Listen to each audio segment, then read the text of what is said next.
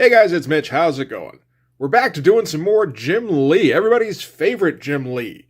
We're doing 1994's WILDCATS number 9. It's taken us like a year and a half to get to number 9, but we're here now. So just before we get into it, if you enjoy the channel, if you feel like you might want to help out a little bit, what you can do is in the description, there's a link to my Patreon. And if you subscribe there, that'll give you access to everything I do, from the Blood Force stuff to the YouTube videos, before they get uploaded to YouTube, as well as some Patreon exclusive content. So it's been a while since we've done some Jim Lee. The last one we did was the Jim Lee Artist Edition. I don't even know if that one, 100% counts. I guess it does. I mean, it took over an hour from what I remember.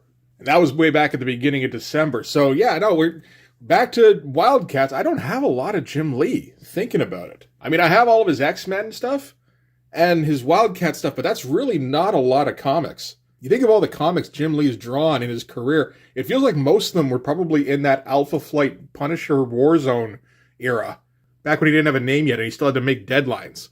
But yeah, we're finally back to WILDCATS. It's one of the comics that feels like it should have had the most potential, and it never really reached any of it. Like, WILDCATS should have been a banner book, right? Like, it should have been leading sales all the time, and it feels like it never really did. Spawn was, the big one, followed by whatever Rob Liefeld was doing, and then that was kind of it. But that's what happens when you get Brandon Choi to do all your writing, I guess. So, let's start off with the cover on this thing. It's fine. That's about it. It's not memorable at all. Not only that, it's very jumbled. All this crackly energy stuff, everybody's just kind of placed around. It's not, aesthetically pleasing the way they've been set up. This is, I think this is a bit of a half-hearted effort for a cover, to be honest. It feels like he didn't know what to do. I'm going to try not to rag on Jim Lee too much in this one. It feels like he is trying to muster up some enthusiasm for this thing. It's just, I don't know, it feels like he's slowly running out of motivation to do so. You know, he's already a multimillionaire, and he's getting to that point that all of the Image guys get to, where it's like, well, I'm a millionaire now, so why am I churning out comic pages when that's not really what I want to do? What I actually want to do is be a millionaire who draws occasionally. So here, let's get into this thing.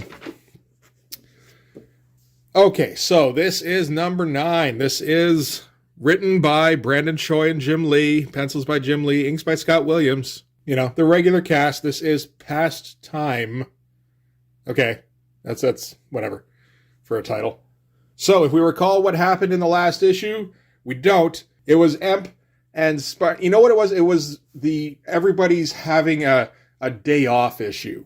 Because Chris Claremont always used to do that shit in the X-Men, and people loved that. Where they'd play baseball, or I don't even know what else they do. I know Jim Lee did it in X-Men number 4 with the basketball game. And now, yeah, he couldn't wait past issue 8 to do it in WILDCATS. I'm going to see if I can start off Blood Force issue 6 with a pickup game or something like that. Or, we'll switch it up. They'll be playing, I don't know, rugby. Or they'll play some hockey. There you go. I'll let my Canadian bias take hold there. So anyway, Emp and Spartan and Voodoo were on a cruise ship, and they went into the Bermuda Triangle and got disappeared by a lightning storm. And then the rest of the WILDCATS came to the rescue in their X-Jet, and that was pretty much it. It's a fine issue, it's whatever. It was kind of fun. So let's start things off with a whole bunch of meaningless exposition. So, welcome to the Bermuda Triangle. Over the past century, a variety of seagoing vessels. He's going to explain the Bermuda Triangle to us. Ranging from the brigantine Mary Celeste in 1872 to the 5 Avenger torpedo bombers of Flight 19 in 1945 have mysteriously disappeared in these seemingly tranquil waters off the shore of Bermuda. However, on this particular day, the WILDCATS, Zealot, Mull, and Warblade, accompanied by Jacob Marlowe's executive assistant, Jules Newberry, have come to this watery twilight zone determined to find their lost leader, as well as their fellow teammate Spartan. I'm already falling asleep. You've got them talking to each other, saying how they can't find anything, and it disappeared without a trace, all this shit. Just throw in a line that they're in the Bermuda Triangle, and all this shit is unnecessary. Bit of an odd choice for a giant splash is to draw a whole bunch of nothing. I mean, I guess if you're showing that, the water is empty, there's no boat out there, then sure. And hey, if you're trying to make your deadlines, right, there's always that too. I mean, it doesn't look bad or anything at least, so that's something. And from there, we cut to Spartan and Voodoo in a pretty dynamic double-page splash. We haven't seen one of these from Jim in a while, it feels like. So at the end of issue 8, they woke up on some kind of, in somewhere. And there was some horribly designed dude there who was swearing vengeance on Emp. And now they're running away. Seems like it's probably still the same background, so that's good. Only now there's Daemonites everywhere. And Spartan has obviously been pretty badly shredded up. And Voodoo can't run anymore, and she's too weary, and she can't basically work her powers. It's a pretty good double-page splash. It's fairly dynamic. Not super memorable or anything, but, I mean, we've certainly seen worse. This is not bad. And I think this is Jim trying to give us what we want. So the Daemonites cut off Spartan's hand. That's a fun shot. And then, impale him kind of thing. All good dynamic stuff. Nice and, Dutch angle. Get all your speed lines in there. And then they focus their attention on Voodoo. And she seemingly dies off camera. And we get a fun sequence here as I imagine Spartan's getting a horrible fate. Only it turns out that it's all in his mind. It's being caused by Lord Entropy here. But yeah, no, this is all fun stuff where he's being, melted or something. Yeah, we get the panels kind of going away. It looks like Jim's trying to reinvigorate himself a little bit. But he can't go as all out as he did on, say, Deathblow. Which, was a completely separate thing. WILDCATS does have it's an X-Men book, right? So it has to kind of stay within those particular bounds, those kind of page setups. He can't get super creative with it. I mean, he could, but he's not gonna. He's not gonna go risking anything. So this is Lord Entropy. And, what exactly is entropy? Is a good question. It's one of those words that I think I might know the meaning of, but I couldn't tell you what it is. So, according to the dictionary, entropy is the measure of a system's thermal energy per unit temperature that is unavailable for doing useful work. So it's energy that exists but is unavailable for use, essentially. And because work, like the old science class definition of work, is obtained from ordered molecular motion, the amount of entropy is also a measure of the molecular disorder or randomness of a system. So, somebody read that and went, chaos, gotcha. So he does chaos stuff. So that's why he's called that. So his definition of his abilities are, I wield the power to alter the very fabric of reality, and in your case, Spartan, to manipulate the certainties of your infallible computer technology. Which doesn't sound like that definition at all, but this is just, we're picking a word and we're trying to make a superpower out of it, right? And back to Emp here. Entropy's got a grudge against Emp. And Emp, of course, doesn't know what the shit he's talking about, because he doesn't remember anything past 4 years ago. Back to that giant splash of him sleeping in garbage. From WILDCATS #1, if we recall that one. And, okay, so now we're going to get some backstory. It's bold, putting a giant head as your splash, because there's only so much detail you can put there. Jim Lee's pretty good at making up detail to fit in. He did something similar in X-Men #1 when he had that giant splash of Magneto. So yeah, Entropy's a super scarred up dude. It works fairly well for a giant splash of a head. And so the story is, it's all Tolkien-y fantasy stuff, where there was an evil wizard who found a sword that was it was a power sword. So I guess that's a bit more Skeletory. And he kidnapped Entropy's wife. And he was gonna do some evil shit, no doubt.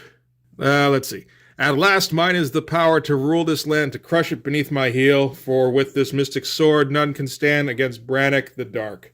And, this sequence feels like they're trying to come up with some lore, but it doesn't feel like they're trying very hard. That's a whole bunch of cliched shit all in one sentence there. So Entropy and Emp, who are both Cherubim Lords, are going to begin the siege. And again, a fun shot where there's a crowd forming down here, and they're going to go assault the tower here. I like all this stuff. The color helps too, actually. I'm not usually a huge fan of Joe Chiodo with Jim Lee, but he's doing some good stuff in this one. And again, like all fun stuff, he's going a little over the top with the power sword here. Yeah, like it feels like he's trying. So Emp and Entropy break into the castle, and they're making some good headway, slaughtering somebody. I can't tell who the hell they're even fighting. But, like, there's a bunch of bodies in here. Like, it's not like he skimped on this. He didn't try and get out of doing the work. And, Jim Lee doesn't usually try and get out of doing the work. Unless it means getting some other guys together who can't draw as well and then saying, this is my studio. It doesn't feel like he did a lot of that in this issue, though. So, yeah, they bust in, and Entropy confronts Brannick the Dark. And apparently that power sword, it doesn't exactly give you anything useful that you can do, because he just smacks him once with a mace, and oh shit, I guess you're dead now. Nice kind of pseudo-gory page here. It looks like he smacked his jaw clear off. Not up here though. And I like this effect with the negative speed lines in the mace. That works out nicely. So yeah, they won already on page 8 after one page of build-up. So it wasn't exactly the huge threat they kind of said it was. Entropy goes and rescues his wife. Interesting panel design here. We're just kind of randomly deciding where in the stones here we're going to cut it off, and it's its own floating little room. It works nicely. It's just like, it's not one of Jim Lee's usual tricks. So it's like, what is this doing here? But, even the cut-off side of the brick, that feels like a bit more than Jim would normally go for.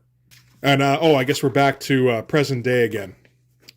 And Emp still says, yeah, no, I still have no idea what you're saying. As he gives this very casual description of his amnesia to a guy who, has him chained up and is describing how he, betrayed him horribly. He's just like, I don't recall a single day of my life before that morning I woke up getting beaten to a pulp in a New York alleyway back in 1990. It was 90. Anyway, the next thing I knew, this woman saved my life and told me I'm this Lord Cherubim protector of all mankind. And I said, sure, why not? It could happen. And I went off with her. But that doesn't mean I actually understand any of it. It's just like they're having beers or something. It's like that. You think maybe there'd be a bit more urgency or gravitas. This almost sounds like a Savage Dragon character. The way he's just kind of tossing this shit off. And Entropy doesn't quite believe him, so he clicks the button on his chest. Because, he's a badly designed action figure. And he's going to make him remember the things. I will say I cannot really remember very many Jim Lee character designs that I thought were good. And X-Men #1 was full of them, of character designs. You had his Jean Grey, which was bad, and his Cyclops, which was also bad. He also did the redesign on Sabretooth's costume, which I've never liked. And it still seems to be the costume that's in effect for him. But it doesn't stand up to his 70s wrestler costume, if you ask me. I guess mostly because Jim Lee's Sabretooth dresses like a supervillain. And from what I remember from the Larry Hama comics, that's not who Sabretooth would have considered himself to be. 70s wrestler is, it's still weird, but it's a bit more in line. All right, so back in New York City, Void is detecting the usage of an orb. So we're doing the orb thing again. In the last issue, she was just kind of hanging out and she got zapped by some unknown energy. And that was the orb thing again. Now she's prepared for it, so it's not going to catch her off guard again. And she can negate the power of the orb or something like that, so she's going to teleport to where Zealot and Warblade and Maul and them are, so that she can help out. And this is all nice looking stuff. Jim Lee always does these Skyline things very well. Again, with the tech, looks fairly effortless. And, even the shadow on Void here, it's all very nice, and there's a nice amount of line work. So, now we're aboard the overdesigned X-Jet, where Void teleports in. And now we're going to get Void's backstory, which is also kind of weird dark fantasy shit. So now Void can detect the presence of orbs when they're being used, because it turns out that she is also part orb. And that can be traced back to the future where a great war was fought between the forces of good and evil. Man, why do they always fight? You'd think they'd team up every once in a while. Well, they probably do for like a bigger evil. In the final battle, the champion of light, Omnia, was defeated and her life force was shattered with shards of her essence scattered throughout the space-time continuum. I like to think that this is all stuff that will be revisited later in the WILDCATS timeline, and that they're like, shit, what was that issue where like Void said all the stuff we have to do now? I don't think that will happen. So anyway, Omnia was exploded and her life essence was spread out. It seems like it would have been over more than just the Earth, but they do just specifically mention the Earth. And it's probably for the best that they do, because, I mean, if this is the case, then we've seen at least 4 of them on Earth. Because there was the one in the first miniseries, there's Void herself, there's like little girl Void, who was also in the miniseries, and now this one that Entropy has. So yeah, the deal with Void is that one of the orbs struck the Mir space station that she was on, and it bonded with her, and that's the only reason she didn't die there that day. And now because of that, she's attuned to the other orb's presences. So now she can track it, which is handy. And like, odd treatment of the shinies for Jim Lee. This is like almost Simonson-y, the way he's doing these particular wobbly shines. It's not his usual thing. It feels like he read Cyberforce number 0 and he's like, hey, that looks easy. Or maybe not even easy. I mean, Jim Lee has a tendency to just incorporate techniques that he likes. Right? He did it with Art Adams. He did it with J. Scott Campbell. He liked bits and pieces of Scott Clark. You know, he'll just like upgrade his own skill set with people he likes around him. So she directs the over-designed X-Jet to fly up. And that's where they find Entropy's floating fortress thingy. Interesting design, at least. Not the usual kind of thing we would maybe expect. Like, not the first thing that comes to your head. And they're able to fly into it with no difficulty. And it apparently it's like a living organism kind of thing. It seems to be absorbing the passengers of the cruise ship. And speaking of Emp, now that he's been force-fed his memories, he remembers the things that happened. That's what happens when you get your memories back. So it turns out that Brannick, the Supermean, or whatever his name was possessed by a Daemonite. Because of course he was. So after Brannick died, he had to find a new host. And he jumped into Entropy's wife. And she's like, yo, husband, let's slaughter everybody, and then we'll take over the land. Sounds good, right? And Entropy's like, yeah, okay. Like, I miss you. So, whatever you want to do. And Emp does the whole, it's not your wife thing. It's all cliches all the time in Wildstorm. So Mrs. Entropy zaps all of the Entropy soldiers. And Entropy kind of, takes her side and goes, hey, honey, that's a lot. Like, you gotta tone it down a little bit. And Mrs. Entropy takes the power sword and goes by the power of Grayskull, and she zaps Entropy with it. And Emp's had enough of that business, so slices off her head. And that's the betrayal that Entropy's been building up over all the centuries. This is like 1,000 years ago, it's supposed to be. This doesn't have the same kind of energy as the earlier sequence does. This has a bit of, let's finish this issue syndrome, where we're not going to go super hard on the detail. Like everything's silhouettes in the background here, not much in the way of, background itself. Pretty easy shots of faces and like close-ups, and yeah, more silhouettes. Yeah, this feels a bit like Jim's trying to finish the issue on time. And then gets into like more detail on this. So like, I don't know, maybe he did them out of sequence, or maybe he just like saw an opportunity to speed up a little bit. So now Entropy is stuck remembering, wait a minute, that is what happened. Shit, so you did kill my wife, but you probably should have killed her, or maybe I should have killed her, or something.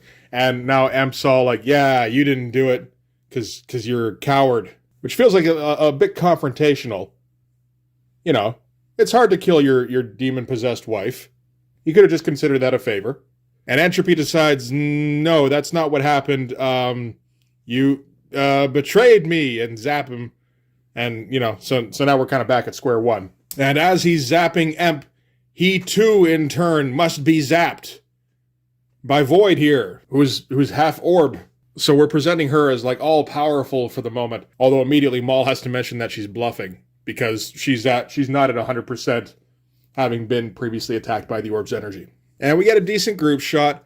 Again, not super memorable or anything. Like, I don't remember ever seeing this again after this. So it's not exactly considered an iconic Wildcats shot. It's fine. It's just not, like, more badass than, you know, anything anybody else could have drawn around this time. Like, anybody who was good. So, yeah, Entropy got shot, so naturally he gets to shoot back. And, yeah, it hits Void dead on, who is weak, of course, so can't deflect the blast at all. So she's knocked out again. So that was all kind of useless. So Maul grows in size and leaps at Entropy. And we see some of the Scarlet Witch problem.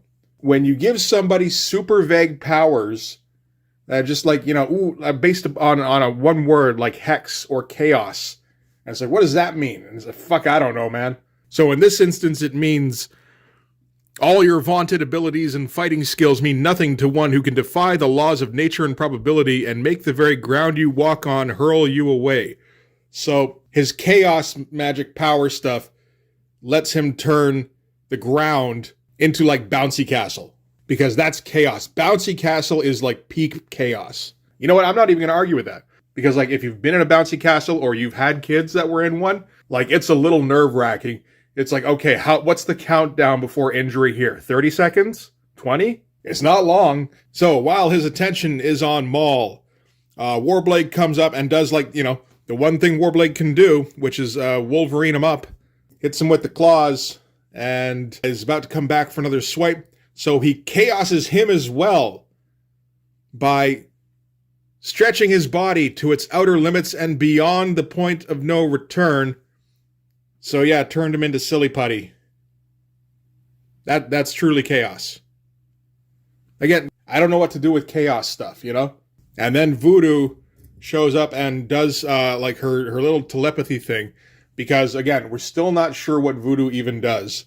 Right now it's like minor league telepathy. So what happened to Werewolf Voodoo, right? And we're still like, I don't know, a couple of years away from like half Daemonite Voodoo. And just, you know, before we flip here, like there is some fun stuff going on with the visuals here. Like this stuff here with Maul falling over and Entropy in the foreground, that's good stuff. This panel here, fairly dynamic. This took a little bit of planning. You know, this is all fun stuff. Like I said, Jim's trying to like stay invested. Anyway, so Entropy smacks her away, but when he looks back, it's his dead wife, which is obviously a bit of a shock, because like that was like 1,000 years ago. You'd think after like 1,000 years, you just like, you know, get your average redheaded white girl, be like, look, it's your wife. Be like, oh man, it probably is. I don't have a photo, but I'm sure he remembers her exactly, of course. And then he gets super blasted by something from behind. And it turns out that it's Emp, who has some kind of powers that he can't normally tap into, but he merges with Void, and that gives him the control to tap into the powers. So this should be the solution to every problem that they have going forward where force is required. Wherever there's some kind of big bad, Marlowe should be like, yo, Void, saddle up. You know, grab her and like stick her on his hip. Well, I guess he's the little one, so maybe she's sticking him on her hip. That'd be kind of funny. Like he's just like a backpack, like a laser turret backpack. Just get his arms out in front of her and just like And anyway, yeah, so he taps into the power, zaps him one more time, which doesn't quite kill him, but I think what it does is it ruins his concentration, so he's the one keeping the fortress afloat and powered and stuff. So it starts to crumble, and then some rocks fall on him, and they figure he's probably dead. But that's the kind of death that somebody could make a comeback from. If anybody cares about Lord Entropy, anybody want to raise their hands? No? Okay, we'll move on. So they're able to make their way back to the overdesigned X-Jet. They were able to save like 20 of the passengers of the cruise ship. The rest of them were too deeply embedded in the fortress. Just a weird little detail. And they're able to make it out, and nobody's really feeling any kind of way about anything. It feels like kind of a no-stakes victory. And Emp gives like his best middle school coach speech. He's like, listen up, people. You all did a great job, especially the way you stuck together as a team. I'm proud of each and every one of you. We got High C in the back, and Jimmy's mom brought orange slices. Everybody gather up around the afterburners for your orange slices. And then they get back to New York, and Marlowe is all of a sudden full of misgivings, where he thinks maybe this isn't what he should be doing, where he's, you know, like a billionaire CEO who has a super secret strike force team. Like, maybe that's bad. So he's going to go on walkabout and discover some things about himself. And this is kind of prompted by Entropy being also a Cherubim Lord, and like the way Void described it, Cherubim Lords were like a good thing. and Emp's like, oh, maybe sometimes they're bad. Oh man, maybe I'm bad. So yeah, no, now Emp is going to leave the Wildcats, and it's supposed to be dramatic. The end. All right, so from there we go to a Warblade backup story. I'm not sure why. That was 25 pages. Like, with no ads breaking it up. Pure Jim Lee, as far as I can tell. I know he sometimes does the studio thing where he gets, like, his flunkies to fill out some pages, but I didn't really see much of that in here. But, you know, I guess we got to fill up the pages somehow. So, yeah, Warblade by Travis Charest. Still figuring out his style, Travis Charest. Written by Jeff Marriott. Which sounds familiar, but I can't think of anything he would have done. And this is inked by Alex Garner. A whole bunch of people. Ray McCarthy, Mark McKenna, Trevor Scott, and Al Vey. So we haven't discovered the winning combination yet of Travis Charest and Richard Friend, which would, like, take over Wildstorm for a while there, it felt like. So Warblade, in his spare time, is hunting down Daemonites. And there's some Daemonite who's, like, running guns, and he's been able to track down this one guy, Dexter. Okay, so he's found his place. He picks his lock with his pinky. It's a fun little thing. Like, if he can do stretchy metal stuff, why not? And hears a noise and busts in, and it's little, kind of creepily drawn child. I don't know, there's something off about the way that child's drawn. And so Warblade, while he waits to, like, possibly kill Dexter, is going to play with his child, which, again, a little bit creepy. And it's interesting seeing this early stuff, because, I mean, for one thing, yeah, he's just getting over his Jim Lee phase, Travis Charest is, and he's coming up with, like, weird patches of shadow all over the place, and it feels like his inkers don't know what to do with it yet. I don't know if these lines are all here when he's drawing. They probably are thinking about it for the most part. So maybe he's not sure about how to render just yet. He's still figuring it out. Like, all of this stuff is kind of weird. Same with this here. So anyway, Dexter shows up. Warblade strikes a badass pose. It's a good shot. And he's like, yo, where's that Daemonite?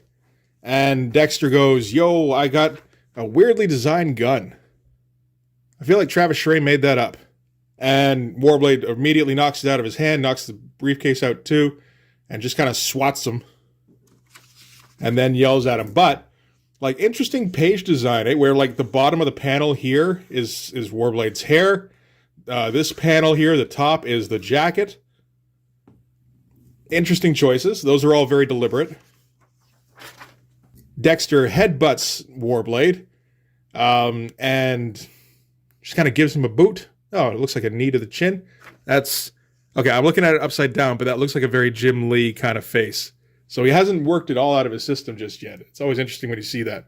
Warblade hucks the briefcase at Dexter, who swats it away easily, but it's full of cash. And to Warblade's line of thinking, the Daemonite would never give one of his flunkies that much cash, so that must make Dexter the Daemonite. So tears up the carpet at his feet a little bit and yanks it out from under him, which sends him out the window, which is a bit of a awkward way to dispatch a dude, but, like, sure. I guess, you know, you got to try and come up with something different. Like, Warblade can only do so much. And it's not like he has a personality. So you can't just hack people every goddamn time. So he fell out the window, and yeah, so now he's all brokey. And Warblade's going to leap down. Nice pose. And he's going to kill Dexter, but that kid is in the window and is super sad. And that's when Dexter grabs the gun up and tries to take shots. And it looks like he's going to try and... He almost hits the little kid. And that's, of course, when Warblade hacks him up. And we had a cool, almost Jay Lee looking shot to end on. Pretty good stuff. So later on at Halo Inc., Warblade's brought the little kid in, and they're going to find him a new family, apparently. And he tries to give him like a warm goodbye, and the kid pops him in the face. So Warblade figures, hey, maybe this kid's learning things. Which I guess is supposed to be almost like a feel-good ending, but it's just kind of like, man, that kid is going to be full of hate now. But good shots here. The detail here isn't as intricate as it looks like at first glance, but it all holds up under scrutiny. Actually, under the monitor here is quite good. But like, you know, it's just a lot of lines on the desk, a lot of rendering on the coat, on the table. But like the background is just these vertical lines, you know. But it looks great. Yeah, it's not too long before Travis Schray actually takes over this title. I think we're maybe like 6 issues out from it. We're somewhere around issue 14, 15. Looking forward to those issues. So yeah, that's going to do it for Wildcats number 9. It's okay. You know, it's kind of throwaway. It doesn't feel like it has anything to do with anything that's going to come up later on. It feels like they needed to fill 2 issues while Chris Claremont got ready for the 4-issue storyline he's got coming up. But hey, you know, at least Jim, yeah, like I said, he tried on the art, it feels like, most of the time. It's not any of his best work by any means, but it doesn't feel like he's half-assing it, at least not just yet. And the next little bit, you know he's going to try for Claremont. So, like, the rest of him doing Wildcats should be fairly high effort. Like, a good, 60% at least.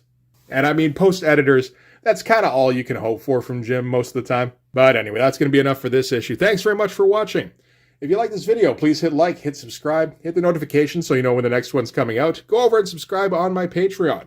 That'll give you access to everything I do, from the Blood Force stuff, the pages in the finished comics, to the YouTube videos before they get uploaded to YouTube, as well as some Patreon exclusive content. You can also follow me on Instagram and DM me there for commissions. So yeah, we got 4 Jim Lee Wildcats issues to go, at least until we're in the 20s. So I guess we gotta get whatever enjoyment we can out of the remaining ones, although it's that Huntsman storyline coming up next. Ugh. Oh well. That was the storyline that convinced me that Wildcats wasn't worth reading anymore. Oh well. I'm sure it will be good in retrospect now. But yeah, that's gonna do it. Thanks again for watching. I'll see you guys next time. Bye-bye.